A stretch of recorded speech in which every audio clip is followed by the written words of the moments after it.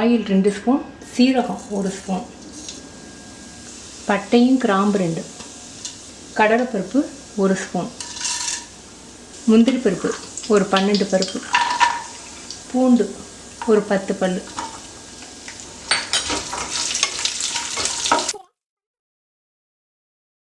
Pumpkin seat 1 table spoon optional, தக்காளி பழம்,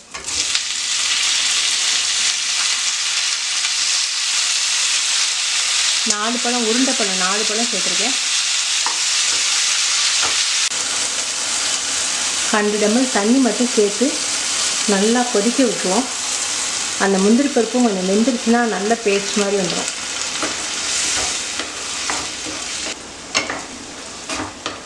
நல்லா தக்காளி பருப்பெல்லாம் முந்திரி பருப்புலாம் வெந்துருச்சு. இந்த ஆற ஒட்டி மிக்சியில் நல்லா பேஸ்ட் செஞ்சுருவோம்.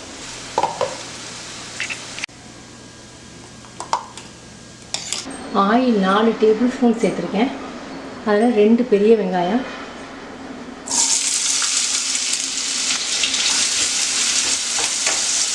இந்த வெங்காயத்தோட இந்த கிரேவிக்கு தேவையான அளவுக்கு உப்பு, நான் கல் உப்பு சேர்க்குறேன்.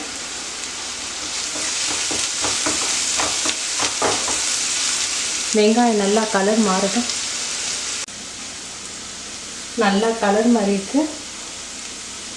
இதில் 1/2 ஸ்பூன் மஞ்சள்தூள், 4 தக்காளி பழம் சேர்த்துருக்கோம், அதுக்கு தகுந்த அளவுக்கு மிளகாத்தூள் 3 ஸ்பூன் சேர்த்துருக்கேன், மல்லித்தூள் 3 ஸ்பூன். இப்போ நம்ம அரைச்சி வச்சுருக்க விழுது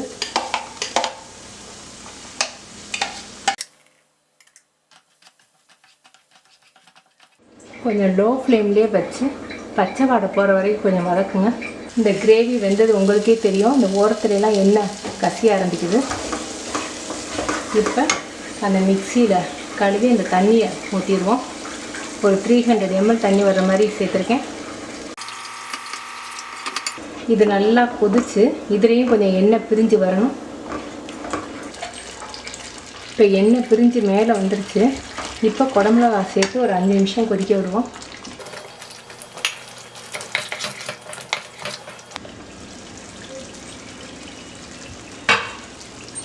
நல்ல வாசமாக ரொம்ப டேஸ்ட்டாக இருக்குது.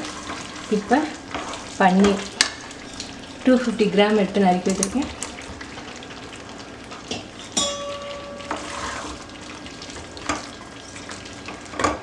இது ஒரு 5 நிமிஷம் கொதிக்கட்டும்.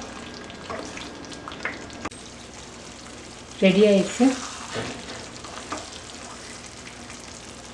சப்பாத்தி, நான், குல்ச்சா எல்லாத்துக்குமே ரொம்ப நல்லாயிருக்கும். நீங்கள் செஞ்சு பார்த்துட்டு உங்கள் கமெண்ட்ஸ் எனக்கு சொல்லுங்கள். தேங்க்யூ.